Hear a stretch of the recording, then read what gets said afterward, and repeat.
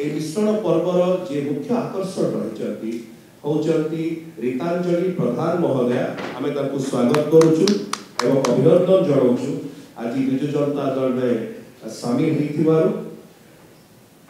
रीतांजलि प्रधान महोदय से भारतीय जनता पार्टी रो state secretary अछंती, राज्य संपादिका अछंती ओबीसी मोर्चा एवं भारतीय जनता पार्टी को परित्याग करी आज से बिजु जनता दल में सम्मिलित होचंती। एथिपाई आमे तांको धन्यवाद ज्ञापन करूछु। दीपक को कहया को चाहिबी रीतांजलि प्रधान महोदय के विषय से सदस्य अछंती वर्ल्ड इकोनॉमिक वुमेन फोरम रो जहा के एक अंतरराष्ट्रीय फोरम एवं ता सहित एडवाइजर मध्य अछंती खंडायत क्षेत्रीय महासंघ बेगुनिया बोलगड़ एवं अनेक सामाजिक मूवमेंट रे सी उतप्रोत भाव जड़ित एवं विशेष करी बोलगड़ बेगुनिया समस्त भाई भौणी विकास सर्वांगीन विकास बेगुनिया बोलगड़ से चेष्टित कार्यरत एवं विगत 20 वर्ष है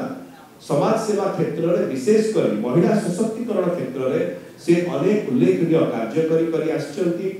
से संपादिका भाव में गोटे एनजीओ गोटे सामाजिक संस्था कार्य कर सोशल डेवलपमेंट सेंटर रे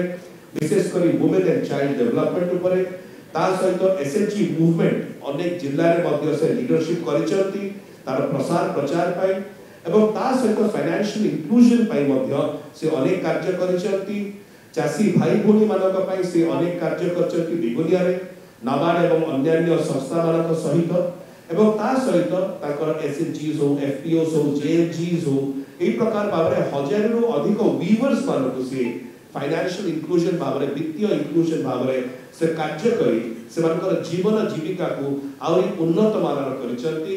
एभली जने नेत्री को पाई आमे निश्चय गर्वित एवं कोटपाड़ ब्लॉक रो कोरापुट रे मध्य 750 लैंडलेस लोगों को से जमी पट्टा करे कोलैबोरेशन विथ प्रगति करे से अनेक कार्य करिसंती। आज आमे रीतांजलि प्रधान महोदय को बिजु जनता दल को स्वागत करूछु। एई समय दलर सभापति माननीय मुख्यमंत्री श्री नवीन पट्टनायक महोदय के तरफ दलर सांगठनिक संपादक श्री प्रणव प्रकाश दास महोदय के तरफ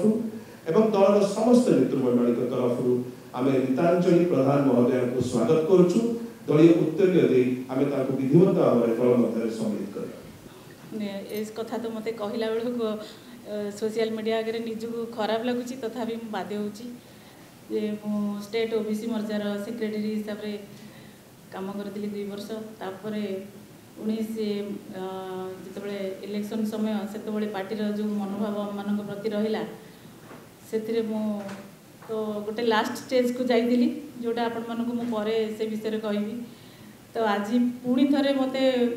एटी आपण माने देखुचंती हुए तो ईश्वरंकर कोटी ना कोटी टिके कृपा मो पाखे थिला बोली मु आज ए स्टेज रे आसीची। मु सर्वप्रथम मोर कृतज्ञता और धन्यवाद जणाउची हमर मुख्यमंत्री